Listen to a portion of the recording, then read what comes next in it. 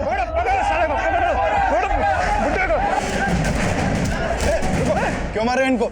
आप ये एक नंबर का बुड्ढा है, इसने अपनी बहू का रेप किया है, अंदर करिए इसको। नहीं मैंने ऐसा कुछ नहीं किया। साहब झूठ बोलता है ये। तुम लोगों के कहने से इन पे आरोप साबित नहीं हो जाएगा। इनके बहू बेटा कहाँ रहते हैं? साहब ये पास ही में इनका घर है। साहब इसे थाने में डालिए, नहीं तो इसको बहुत मारेगा। कमल लेके जाओ इन्हें।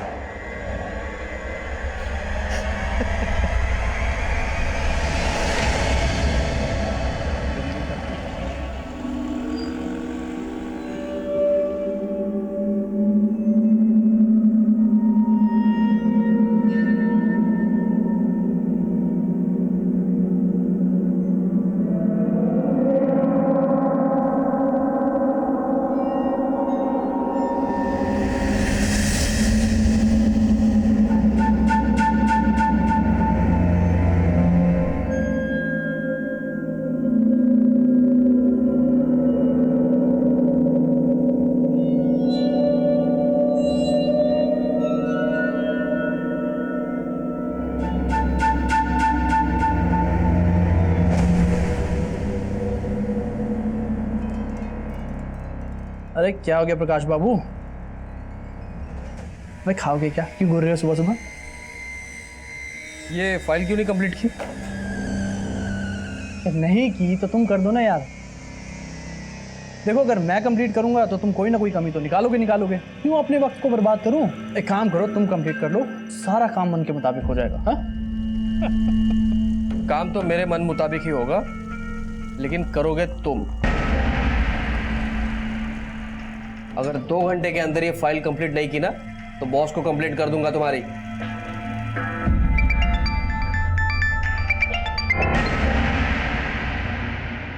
हेलो हेलो प्रकाश जी, आज आप अपना टिफिन ले जाना भूल गए। देखो माधुरी, मैं तुमसे बात करने के मूड में नहीं हूँ, बाद में फोन करता हूँ।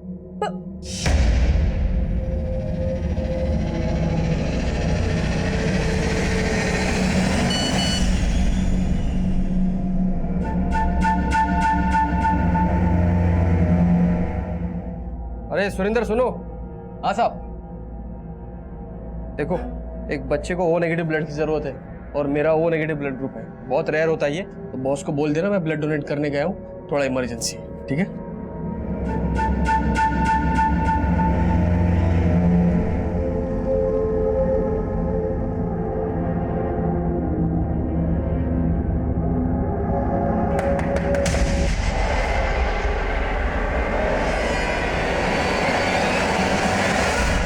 आप मोहन सैनी के बेटे और बहू हैं?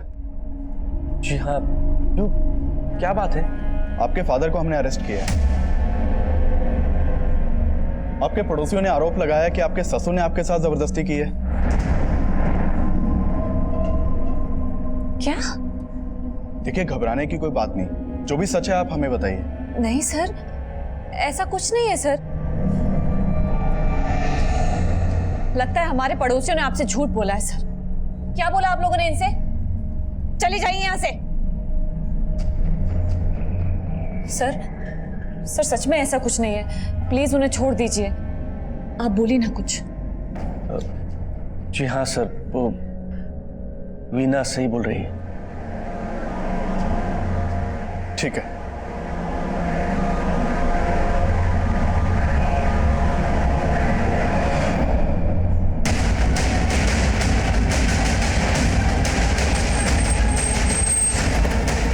सर ये देखिए।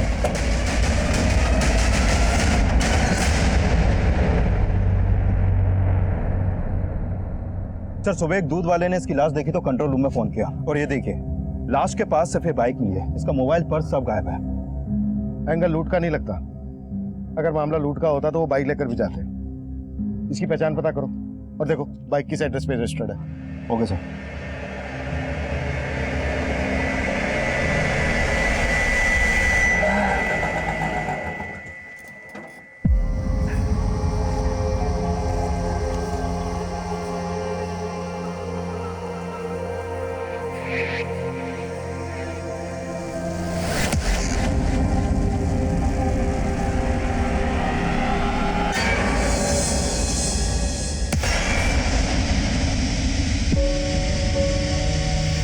है।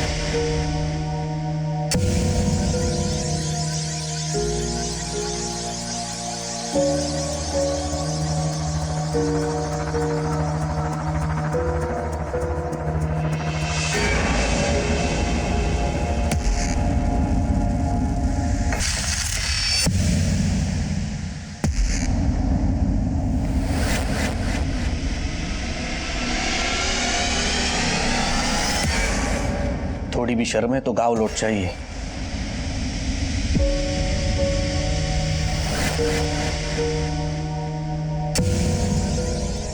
साहब हमें ये आदमी अपने मोहल्ले में नहीं चाहिए, अंदर करिए इसको।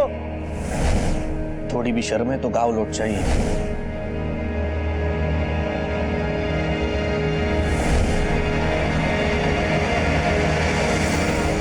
Police control room.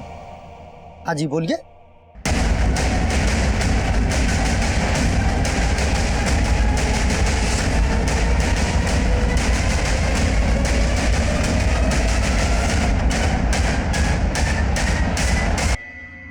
सर, उस लाश के पास जो बाइक मिली थी वो प्रकाश शर्मा के नाम पर मोती नगर के एड्रेस पर रजिस्टर्ड है। और जब मैंने मोती नगर पुलिस को कांटेक्ट किया तो उन्होंने बोला कि प्रकाश की वाइफ ने कल रात प्रकाश की मिसिंग कंप्लेंट दर्ज करवाई थी। मैंने उसे बुला लिया सर।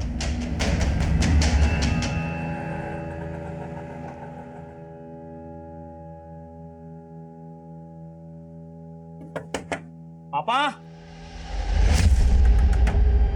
पापा जी, पापा। मुझे तो कुछ गड़बड़ लग रहा है, दरवाजा तोड़ दीजिए।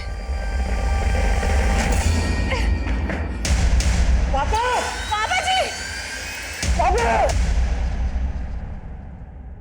सर, प्रकाश जी कल सुबह ऑफिस के लिए निकल गए थे। मैंने तभी उनको आखिरी बार देखा था। फिर ऑफिस जाने के बाद जब मैंने उनको फोन किया तो उनका मूड कुछ ठीक नहीं लग रहा था। प्रकाश जी, आज आप अपना टिफिन ले जाना भूल गए। देखो माधुरी, मैं तुमसे बात करने के मूड में नहीं हूँ, बाद में फोन करता हूँ। और फिर कल रात को जब वो ऑफिस से घर नहीं आए तो मैंने उनके ऑफिस वालों को भी फोन किया। वो कह रहे थे कि ऑफिस पहुंचने के बाद वो कहीं निकल गए। कहाँ के लिए निकल गए थे? सर, वो तो बोल रहे थे कि वो ब्लड डोनेट करने गए थे, पर मुझे उन पे भरोसा नहीं हो रहा है। वो कुछ ना कुछ तो छुपा रहे हैं।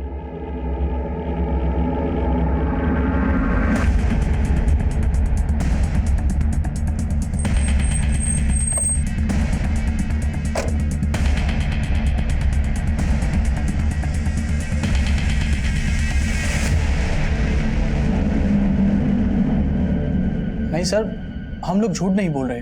सर, कल सुबह प्रकाश के नंबर पर किसी नंबर से मैसेज आया था। किसी बच्चे को ओ नेगेटिव ब्लड की जरूरत थी शायद। उसके बाद प्रकाश चला गया। एक बच्चे को ओ नेगेटिव ब्लड की जरूरत है और मेरा ओ नेगेटिव ब्लड ग्रुप है, तो बॉस को बोल देना मैं ब्लड डोनेट करने गया हूँ, थोड़ा इमरजेंसी है। वैसे प्रकाश ब्लड डोनेट करने कहाँ गया था? सर, ये तो हमें मालूम नहीं।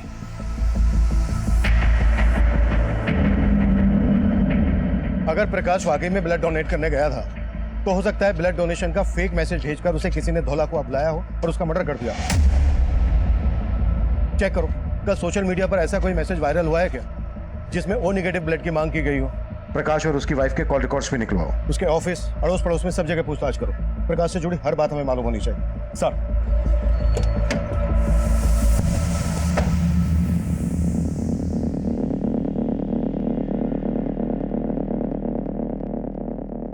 हम अपने रिश्तेदार के आ गए थे, वहां से आकर देखा तो पापा ने आत्महत्या की थी। क्या तुम्हारे फादर की मौत की वजह वो सब बातें तो नहीं है जो हमें पहले पता चली थी? सर, उसमें कोई सच्चाई नहीं थी। सच तो ये है सर कि पापा जी उन सारी बातों से बहुत दुखी थे, ठीक से खा पी भी नहीं रहे थे। हम सोच भी नहीं सकते थे कि पापा ये कदम उठाएंगे।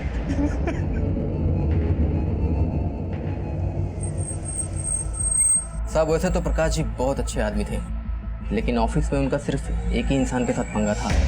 किसकी बात कर रहे हो तुम? सर, पूर्णिमा मैडम। प्रकाश, ये कुछ एंट्रीज मुझे ठीक नहीं लग रही। दूर रहो, बिना टच किए बात नहीं कर सकती क्या? क्या है ये? हाँ, मैंने तुमसे कितनी बार कहा है कि मैं एक शादीशुदा इंसान हूँ और तुम जो सोच रही हो ना वैसा कुछ नहीं हो सकता। सर, उन्हें कुछ कहना ही था तो मुझे अकेले में कह दिया होता। ऐसे सबके सामने नीचा दिखाया।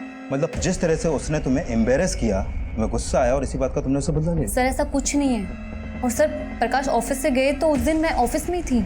नहीं सर, प्रकाश जी ने कभी किसी पूर्णिमा नाम की लड़की के बारे में कुछ नहीं बताया है। खैर, हम पूर्णिमा और प्रकाश के बाकी ऑफिस वालों के बारे में पता कर रहे हैं, लेकिन माधुरी जी, ये भी तो हो सकता है कि प्रकाश की उसी की रिश्तेदारी में या फिर आस पड़ोस में किसी से कोई अनबन हो? सर एक बात है, 2 दिन पहले इनके यहाँ एक लड़की रहा करती थी। कौन लड़की? ये तो बोल रहे थे ये इसके कोई दूर के रिश्तेदार है, पर उसका रंग ढंग देख के हमें कुछ ठीक नहीं लगा, क्योंकि वो हर रोज प्रकाश के बाइक से ही जाती थी और घर भी शाम को वो प्रकाश के बाइक से ही आती थी। दादा चेंज नहीं है। अरे माधुरी। हाँ जी। अरे वो लड़की कौन है जो तुम्हारे घर पे रह रही है? अब रिंकी? अरे वो तो प्रकाश जी की दूर की बहन है। सर माधुरी तो बहुत भोली है, पर सच बताऊं मुझे उस लड़की को देख के कभी लगा ही नहीं कि वो प्रकाश की बहन हो। सर रिंकी प्रकाश जी की दूर की बहन है। करीब 15-20 दिन पहले वो यहाँ दिल्ली आई थी। आओ रिंकी, आओ अंदर आओ। अरे ये रिंकी है, मेरे फूफा जी की बेटी। दिल्ली में कुछ दिन हमारे साथ में ही रहेगी, जॉब इंटरव्यू के लिए आई है। लेकिन आपके पड़ोस वाले तो रिंकी और प्रकाश को लेकर कुछ अलग ही बात कर रहे हैं। आई मीन उनका मानना है कि रिंकी और प्रकाश के बीच कुछ। सर आई एम श्योर किसी को गलतफहमी हुई है। रिंकी बहन है प्रकाश जी की। रिंकी का नंबर है आपके पास? जी। रिंकी रहती कहाँ थी? सर इस बारे में तो कोई आइडिया नहीं है। सर फोन बंद है। अच्छा, जब रिंकी आपके यहाँ से गई तो कहाँ गई थी ये तो पता होगा आपको? जी सर। रिंकी कुछ दिन और रुक जाती, हमें बहुत अच्छा लगता। भाभी रुकने का मन तो मेरा भी था, पर अब क्या करूं, लखनऊ में जॉब इंटरव्यू है ना, वो भी इम्पोर्टेंट है इसलिए। पर इसके बाद मैं आपसे ज़रूर मिलने आऊँगी। आपने हमें बताया कि रिंकी आपके पति प्रकाश के मर्डर से 1 दिन पहले ही आपके घर से गई थी और अब उसका मोबाइल फोन स्विच ऑफ आ रहा है। आपको ये कुछ अजीब नहीं लग रहा? आप कहना क्या चाहते हैं? रिंकी का कोई फोटो है आपके पास? जी सर।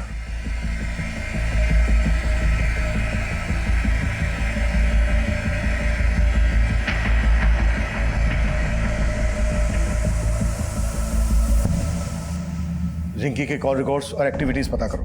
प्रकाश के कत्ल से 1 दिन पहले रिंकी का प्रकाश के घर से जाना और अब रिंकी का मोबाइल फोन स्विच ऑफ आना, ये कुछ ठीक नहीं लग रहा है। पानी देना।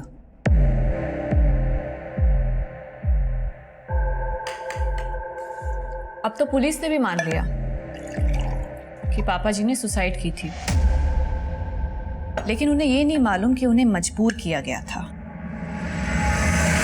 लेकिन सच तो तुम भी जानते हो और मैं भी। क्या कहना क्या चाहती हो?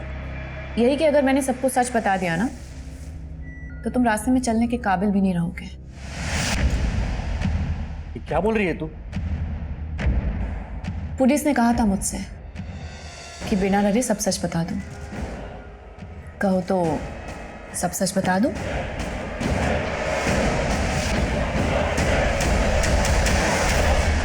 पानी दो मुझे।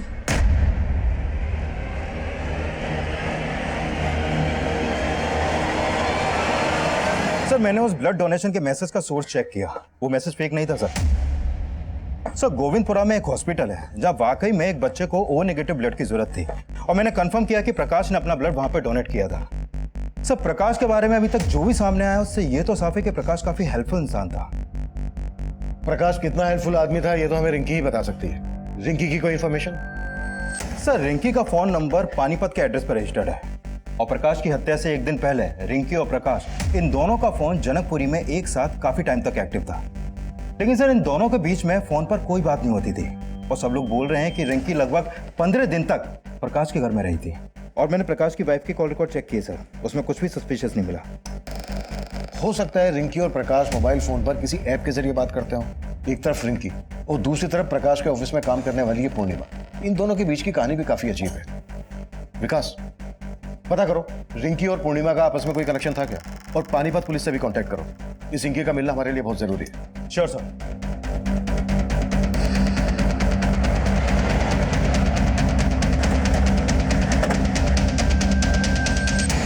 ये लड़की दिल्ली में थी? तुम जानते हो इसे?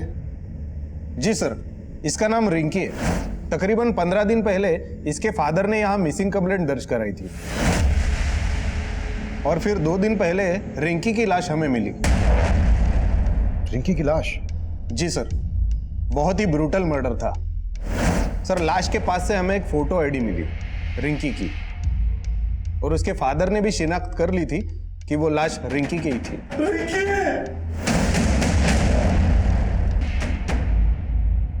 और उसके 2 दिन बाद रिंकी की लाश मिलती है यहाँ पानीपत में, और प्रकाश की लाश मिली थी हमें दिल्ली में।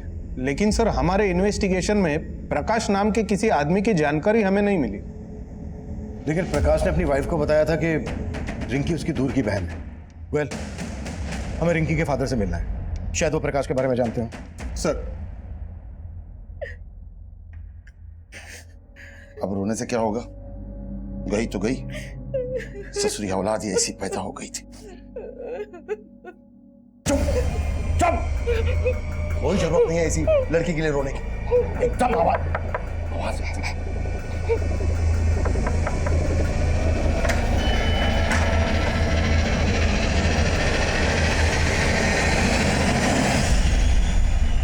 नहीं साहब, मैं किसी प्रकाश वरकाश को नहीं जानता, और दिल्ली में मेरा कोई रिश्तेदार भी नहीं। लेकिन रिंकी दिल्ली में इसी प्रकाश के साथ रह रही थी। कहीं रिंकी और प्रकाश का कोई चक्कर वक्कर तो नहीं था? ऐसा क्यों कह रहे हैं आप? क्यों मेरी मरी हुई बेटी को बदनाम कर रहे हैं? देखिए, हमारा इरादा किसी को बदनाम करने का नहीं है, हम हमारा काम कर रहे हैं। दिल्ली में प्रकाश का मर्डर हो गया है। रिंकी दिल्ली गई थी तो क्यों गई थी? और वो प्रकाश के मर्डर के तुरंत बाद पानीपत में आई, तो पानीपत में रिंकी का मर्डर किसने किया होगा? मेरी भी समझ में कुछ नहीं आ रहा है, और मैं किसी प्रकाश को नहीं जानता।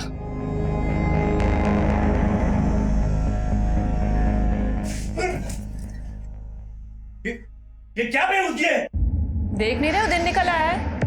हाँ, और तुम घोड़े बेच के सोए हुए हो। कपड़े और बर्तन कौन साफ करेगा? ये सब काम मैं करूंगा? पागल है क्या तू? नहीं तो कौन करेगा? और उसके बाद तो खाना भी बनाना है तुम्हें मेरे लिए। तेरी मर्दानगी अब नहीं चलेगी, समझा? और तुमने ज्यादा कोशिश की ना तो चीख चीख के यहाँ सबको इकट्ठा कर दूंगी, और फिर बोलूंगी सबसे कि कैसे तू मजबूर करता था मुझे। हद से ज्यादा आगे बढ़ रही है तू।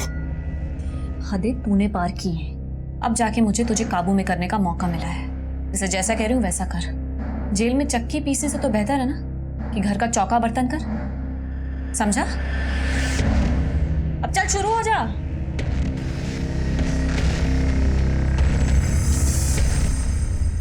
सर, ये प्रकाश की पोस्टमार्टम रिपोर्ट।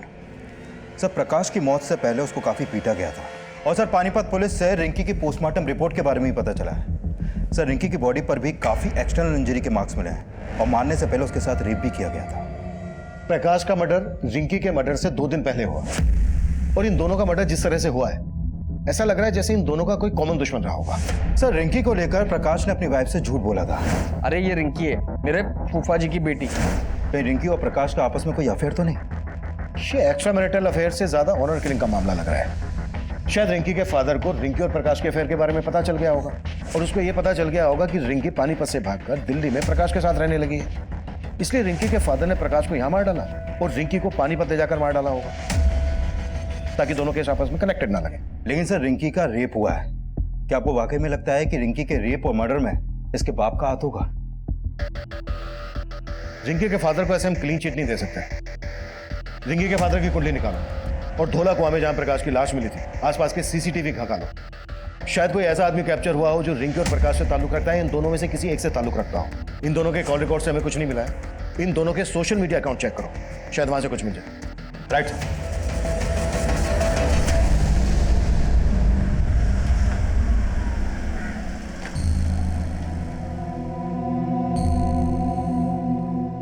इस बार पैसों का इंतजाम हो जाएगा ना? हो जाएगा भाई, टेंशन क्यों ले रहा है? टेंशन तो होगी, पुलिस दोबारा इस केस में कूद पड़ी। सर, मैंने रिंकी और प्रकाश इन दोनों का सोशल मीडिया अकाउंट चेक किया। सर, ये रिंकी और प्रकाश सोशल मीडिया पर भी एक दूसरे के टच में नहीं थे। लेकिन सर, प्रकाश के सोशल मीडिया अकाउंट में उसी को ऑफिस में काम करने वाले पूर्णिमा के काफी मैसेज मिले हैं। ये देखिए सर। इस पूर्णिमा के अगेंस्ट कुछ मिला? नहीं सर, फिलहाल पूर्णिमा के खिलाफ तो कुछ नहीं मिला है। लेकिन सर, रिंकी के सोशल मीडिया अकाउंट में एक रोहन नाम के लड़के का अकाउंट भी मिला है। ये देखिए सर। सर, ये रोहन और रिंकी के बीच में जिस तरह की चैटिंग होती थी, उसे लगता है कि इन दोनों का आपस में अफेयर था। काफी इंटीमेट बातें होती थी सर। ये देखिए। कि रोहन रहता कहाँ है? रोहन कहाँ जा रहा है? मम्मी 4 बज रहे, कहाँ जाऊंगा मैं? ट्यूशन जा रहा हूँ। अच्छा ठीक है, पर घर जल्दी आ जाना। आजकल रोज ही घर देर से आता है तू। मम्मी एग्जाम चल रहे हैं, चल एक्स्ट्रा क्लासेस लेते हैं। ठीक है, मैं आ जाऊंगा जल्दी। क्लासेस बाद में जाना, पहले मेरे कुछ सवालों के जवाब देना है। क्या हुआ सर? क्या किया मेरे बेटे ने? हमें आपके बेटे से कुछ बातें करनी है, अकेले में। हाँ सर, रिंकी मेरी दोस्त है, लेकिन सर हमारा ब्रेकअप हो गया था। ब्रेकअप क्यों हुआ था? सर ये हमारा पर्सनल मैटर है, आप ये क्यों पूछ रहे हैं सर? वो इसलिए क्योंकि रिंकी का मर्डर हो गया है। क्या सर? सर रिंकी का मर्डर? हाँ मर्डर, और मर्डर सिर्फ रिंकी का ही नहीं हुआ है, बल्कि प्रकाश नाम के इस आदमी का भी मर्डर हुआ है, और दिल्ली में रिंकी इसी आदमी के साथ रह रही थी। अब तो ये बोल, तेरा रिंकी और प्रकाश के मर्डर से क्या लेना देना है? सर मेरा सर किसी से कोई लेना देना नहीं है, और सर ये प्रकाश मैं सर किसी को नहीं जानता। पिछले 6 महीने से रिंकी से तू सोशल मीडिया अकाउंट पर टच में था। तुम दोनों की चैट हिस्ट्री है हमारे पास, दिखाऊं?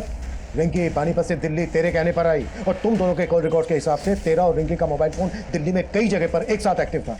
क्या छिपा रहा है हमसे? सर मैं कुछ नहीं छिपा रहा, लेकिन सर हाँ, मैं रिंकी से प्यार करता था, और सर जब वो दिल्ली आई थी तो मुझसे मिल भी रही थी। रिंकी यार, मैंने सोचा भी नहीं था कि तुम मुझसे मिलने ऐसे दिल्ली आ जाओगी। रोहन, मैं दिल्ली में सेटल होना चाहती हूँ, इसलिए मैं जॉब ढूंढ रही हूँ। क्या तुम मेरी थोड़ी मदद करोगे? ऑफ कोर्स यार, मैं तुम्हारे लिए जॉब ढूंढ देता हूँ। Thank you. अब ना मैं ट्रैवलिंग करके बहुत थक गई हूँ, तो तुम्हारे घर चले? मेरे घर? रिंकी मैं तुमको अपने घर नहीं ले आ सकता। और सर इसी बात से नाराज होकर उसने बोलचाल बंद कर दी। डीएनए करवा उसका, और जब तक डीएनए रिपोर्ट नहीं आ जाती है, हमसे बिना पूछे शहर से बाहर नहीं जाएगा।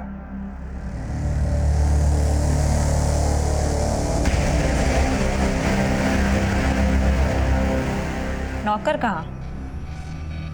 तुम तो पति हो मेरे, फिर बीवी की सेवा करने से क्या परहेज? सेवा जी तो करता है तेरा गला दबा दूं। फिर तो तुम्हारे बचने की रही सही कसर भी नहीं बचेगी।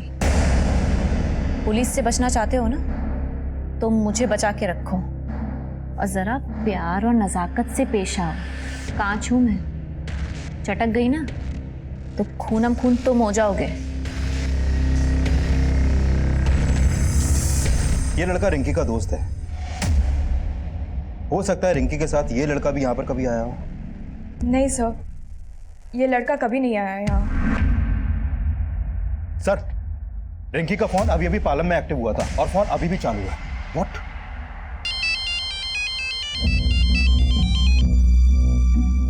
हेलो। हेलो, कौन बोल रहा है? आपने फोन किया? आप कौन? मैं राजापुर पुलिस स्टेशन से इंस्पेक्टर अभिमन्यु जिंदल बोल रहा हूँ।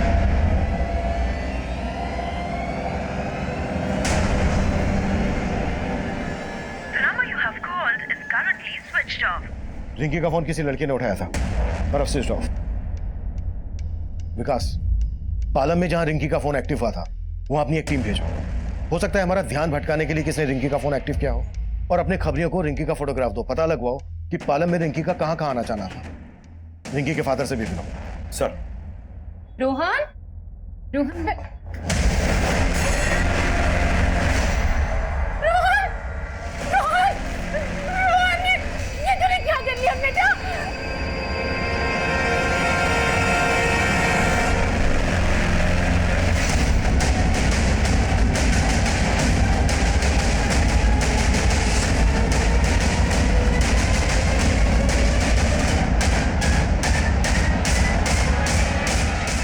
कविता,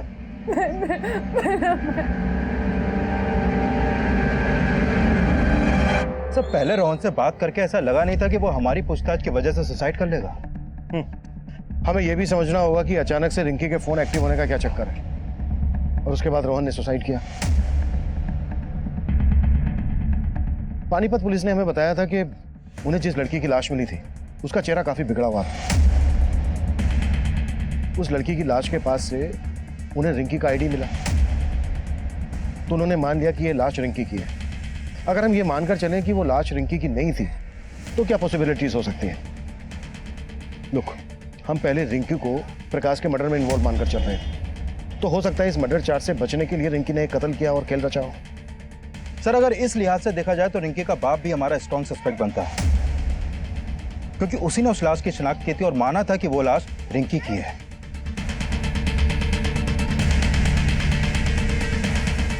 अगर रिंकी जिंदा थी तो फिर वो लड़की कौन थी जिसे रिंकी मानकर रिंकी के घर वालों ने उसका अंतिम संस्कार कर दिया था?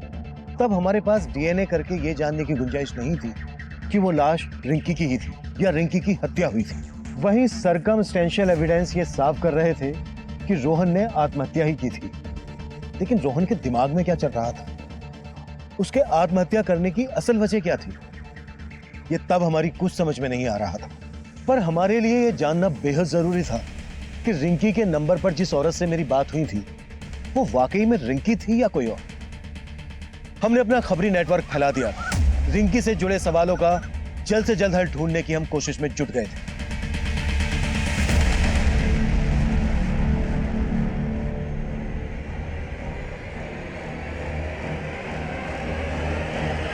रिंकी में मिली थी। वहां से करीब 3 किलोमीटर दूर एक सीसीटीवी में रोहन अपने कुछ दोस्तों के साथ उसी तरफ जाता हुआ कैप्चर हुआ है। फुटेज इसमें है सर। और करीब 1 घंटे बाद ये लड़के उसी रास्ते से वापस लौटे। तो मैंने रोहन की मां को इन लड़कों का फोटो दिखाया था। उन्होंने कहा कि ये लड़के रोहन के कॉलेज के हैं। मिहिर और मानव से बात करनी पड़ेगी। बाकी तीसरे के बारे में दोनों बताएं। सर, मुन्ना खबरी का फोन आया था, वो आपसे मिलना चाहता है। उसे रिंकी के बारे में कुछ इन्फॉर्मेशन देनी है।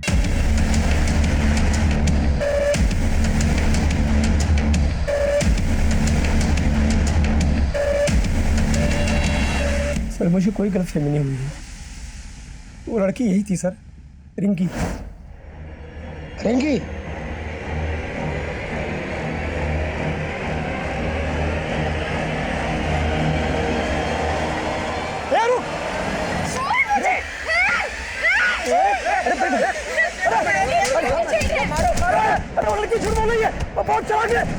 इससे पहले कि आप लोगों को खबर देता, उसने मुझे झूठा आरोप लगा के लोगों से पिटवा दिया।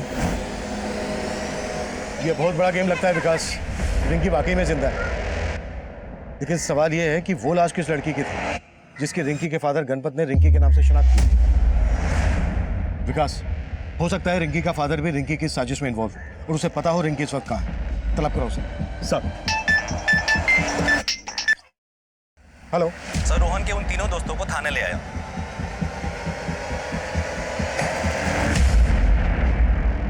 सर कोई मुंह नहीं खोल रहा है। बोल रहे हैं ना ये रिंकी को जानते हैं ना प्रकाश को। हम सही में नहीं जानते, हमने कुछ नहीं किया। हम नहीं जानते प्रकाश और रिंकी कौन है। जहां प्रकाश की लाश मिली थी उसी एरिया में तुम तीनों को रोहन के साथ देखा गया था। अब अगर एक भी झूठ बोला ना तो यहां से तुम तीनों अपनी टांगों पर चल के नहीं जा पाओगे। सब रोहन ही हमें वहां लेकर गया था, पर हमने प्रकाश को मारा नहीं था। अब तो बस उसमें थोड़ा सा पीटने गए थे। पर रोहन ने हमें बोला था कि अगर हम उस आदमी की पिटाई करेंगे तो वो हमें दारू की पार्टी देगा। उसको किसी से 10,000 रुपये मिले थे उसकी पिटाई करने के। रोहन को 10,000 रुपये किसने दिए थे? किसने दिए थे? ये तो हमें नहीं मालूम साहब, रोहन ही जानता था। रोहन अब रहा नहीं, तो ये मत सोचना कि तुम तीनों बच जाओगे।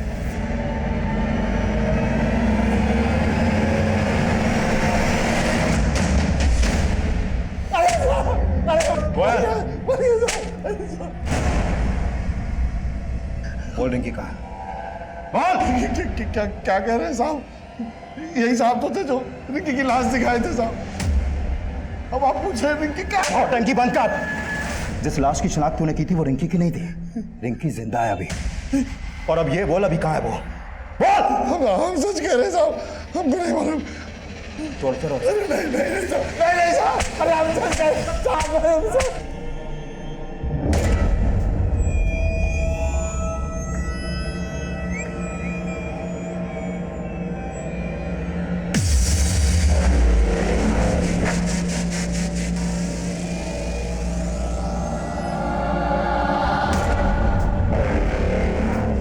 हम तब ये मानकर चल रहे थे कि जिस लड़की की लाश की शिनाख्त रिंकी मानकर की गई थी उसकी हत्या में रिंकी और रिंकी के साथ रोहन भी इन्वॉल्व होगा, क्योंकि उस लड़की का रेप भी हुआ था, लेकिन उस लड़की की बॉडी पर मिले डीएनए रोहन के डीएनए से मैच नहीं हुए थे। और रोहन के दोस्त भी यही कबूल कर रहे थे कि उन्होंने प्रकाश को सिर्फ पीटा था। फिर रोहन ने क्यों और किस डर से सुसाइड किया, इसकी असल वजह अब भी रहस्य बनी हुई थी और जल्द ही हमारे सामने एक नई जानकारी आई। सर, रिंकी जब गायब हुई थी तो रिंकी के पिता गणपत ने पानीपत के एक एनजीओ में काम करने वाले इस दिनेश नाम के आदमी से कांटेक्ट किया था। सर, इस दिनेश के पॉलिटिकल कनेक्शन काफी अच्छे हैं। इसने पानीपत के एमएलए से मिलकर पुलिस पर रिंकी को ढूंढने का दबाव डाला था और फिर रिंकी की लाश मिलने के बाद इसने गणपत को मुआवजा दिलाने के लिए एमएलए को अप्रोच भी किया और फिर एमएलए ने रिंकी का मुआवजा देने के लिए प्रपोजल फाइल भी कर दिया था, लेकिन वो अभी भी अंडर प्रोसेस है।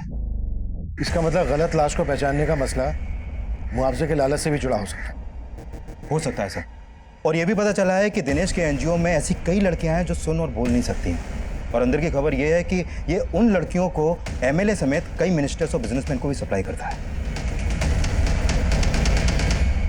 साहब, आप गलत कर रहे हैं। ये आप नहीं जानते मैं क्या कर सकता हूँ। तू नहीं जानता है मैं क्या क्या कर सकता हूँ। तेरे बारे में सब कुछ पता कर लिया हमने। तेरे एनजीओ की ये लड़की विनीता गायब है। नहीं सुन सकती थी ना ही बोल सकती थी। अब तू ये बोल, ऐसे ही बताएगा या फिर 3rd डिग्री की परमिशन लूं? विकास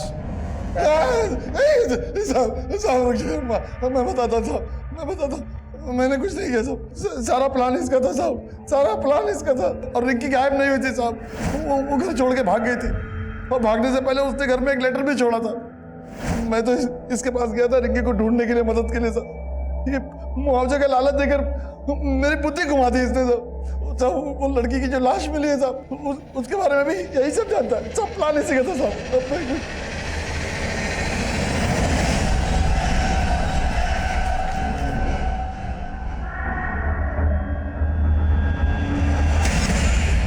उसको मारकर मैंने उसका चेहरा बिगाड़ दिया, रिंकी की आईडी उसके पास रख दी। तब तक गणपत ने उसकी शिनाख्त कर ली साहब। मैंने सोचा कि इसकी बेटी के लिए सरकार से कुछ मुआवजा दिला देंगे और आधा आधा बांट लेंगे, लेकिन साहब प्रकाश के मर्डर से हमारा कोई लेना देना नहीं है साहब। अब ये बोलो रिंकी कहाँ है? मुझे नहीं मालूम साहब, मुझे नहीं मालूम।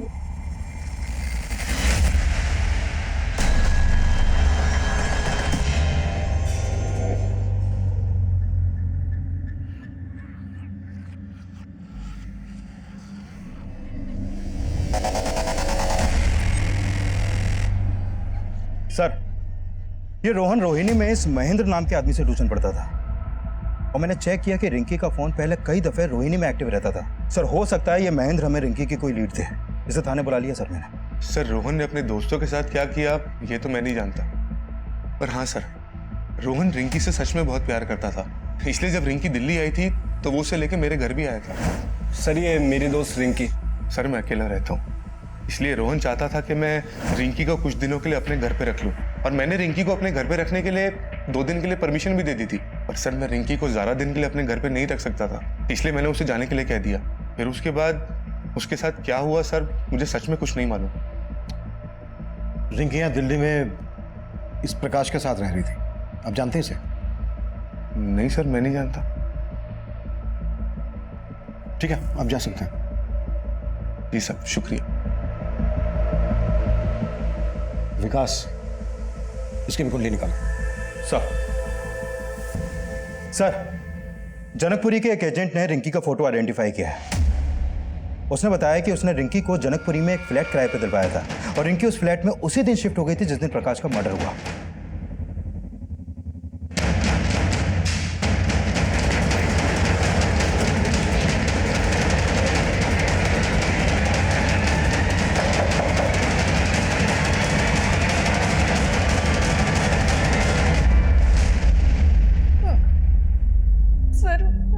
प्रकाश जी को नहीं मारा। तो अब तक सामने क्यों नहीं आई थी?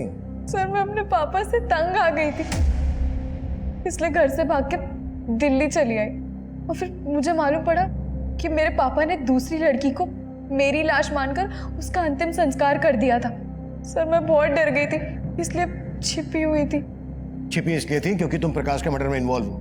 अब सच सच बोलना, तुम्हारे और प्रकाश के बीच क्या रिश्ता था?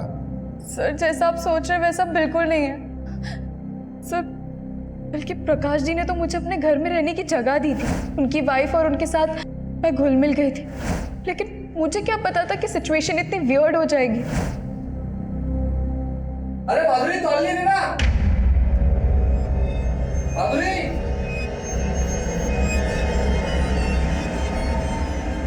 अरे माधुरी तौलिए दो। रिंकी, रिंकी। हाँ देखना प्रकाश जी क्या मांग रहे हैं। मेरे हाथ में आटा लगा हुआ है। अरे माधुरी तौलिए दो। हाँ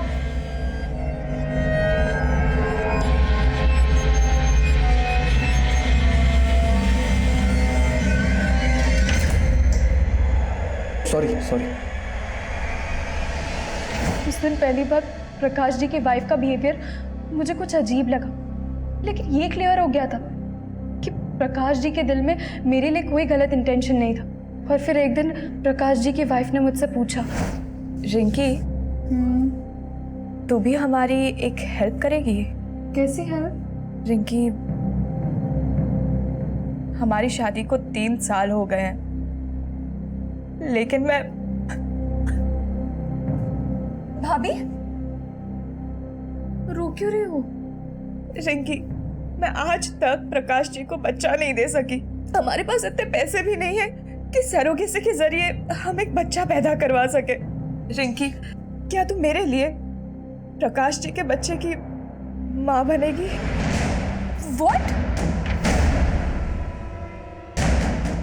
मैंने तो साफ मना कर दिया और फिर अगले दिन ही मैं घर छोड़ के चली गई। और फिर उसी दिन जनकपुरी में मैं प्रकाश जी से मिली। प्रकाश जी से मिलके मैंने उनको सब साफ साफ बता दिया। और फिर आगे क्या हुआ मुझे नहीं पता। माधुरी ने हमसे बताया कि प्रकाश ने उससे कहा कि तुम प्रकाश की दूर की बहन हो। भला कोई भाभी अपनी ननद से ऐसी शक क्यों रखेगी? दूर की बहन? हाँ सर, मैं प्रकाश जी की दूर की बहन नहीं हूँ। मुझे तो माधुरी लेकर आई थी। मैं प्रकाश जी की दूर की बहन नहीं हूँ। मुझे तो माधुरी लेकर आई थी। प्रकाश जी, ये रिंकी है। अच्छा, मेरे दूर की बहन। तो तुम माधुरी की दूर की बहन हो? नहीं सर, मेरा तो उनसे भी कोई रिश्ता नहीं है, बल्कि मुझे तो रोहन के ट्यूशन टीचर ने माधुरी से मिलवाया था। मैं बताता हूँ साहब, सब माधुरी को मैंने इंद्रजीत जानता था साहब।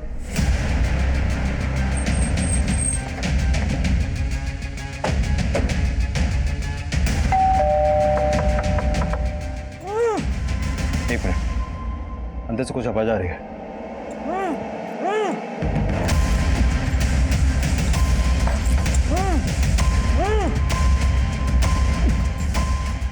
दरवाजा तोड़ो। किसने बांधा तुम्हें? मेरी बीवी ने। मालूम है मैंने जो अपने पति के साथ किया वो गलत किया, लेकिन सर वो उसी लायक है। सर मैं आपको बहुत पहले सब सच सच बताना चाहती थी, लेकिन समझ में नहीं आ रहा था कि अपने पति और बहन की करतूतों का बखान किस मुंह से करती। मेरे पति की वजह से मेरे ससुर जी ने सुसाइड की है सर। तुम दोनों जीजा साली के अफेयर का चिट्टा खुल चुका है। अब चुप रहने से कोई फायदा नहीं है। चलो फटाफट हो जाओ शुरू। तो मैंने शादी भले वीना से की थी, लेकिन मैं माधुरी को अपनी दूसरी बीवी बनाकर रखना चाहता था। माधुरी, तेरी और वीना की माँ तो मर गई है, लेकिन हमारे बीच मेरा बाप भी रोड़ा बना हुआ है। ये क्या बकवास कर रहा है तू? अपनी शादीशुदा साली को तू अपनी दूसरी बीवी बनाना चाहता है? मेरा बाप रोड़ा बना हुआ था तो मैंने उसको उसी की नजरों में गिरा दिया। मेरे ही कहने पर उस आदमी ने मेरे बाप को सबके सामने बेइज्जत कर दिया। तो इस तरह से तूने अपने बाप को सुसाइड करने पर मजबूर किया। किसने मदद की तुम लोगों की इसमें? महेंद्र मेरा दोस्त था सर। ऐसे ही बातों बातों में उसने मुझे कहा कि एक कोई लड़की है जो अपना घर छोड़कर भाग कर आई है और उसको पीजी की जरूरत है।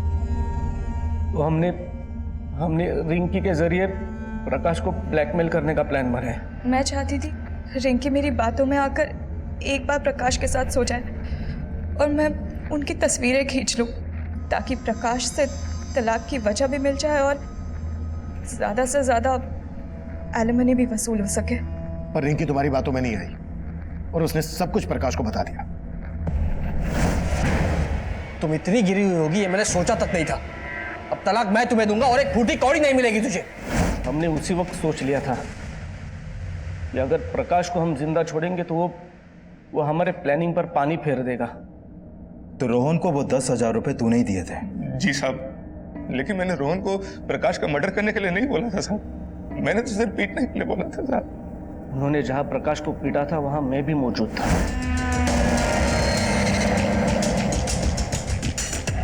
प्रकाश की मौत के बाद जब आपने रोहन से पूछताछ की तो वो डर गया था साहब, और जब वो मुझसे मिला तो मैंने उसको और डरा दिया था साहब। देखो रोहन, मैं तो मानता हूँ कि तुमने और तुम्हारे दोस्त ने मिलकर प्रकाश को सिर्फ पीटा था, लेकिन पुलिस इस बात पर यकीन नहीं करने वाली है। और सबसे जरूरी बात यह है कि अब तो उन्हें रिंकी की लाश भी मिल गई है। अगर तुमने मेरा नाम लिया ना, मैं तो सिर्फ कुछ ही दिनों के लिए अंदर जाने वाला हूँ, मुझे थोड़ी सी सजा होगी, लेकिन तुम पे 2-2 मर्डर केसेस लगेंगे, फांसी हो जाएगी तुम्हें। तेरी इसी ओछी हरकत की वजह से रोहन ने अपनी जान दे दी। तुमने सिर्फ प्रकाश को नहीं मारा है, बल्कि रोहन और तुम्हारे बाप मोहन की मौत के जिम्मेदार भी तुम लोग ही हो। मन तो कर।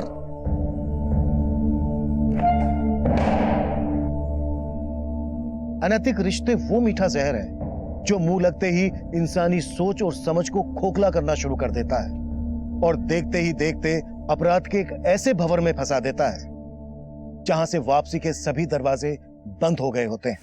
इंद्रजीत और माधुरी भी इसी राह पर थे और वो पूरी जिंदगी सलाखों के पीछे यही सोचकर पछताएंगे।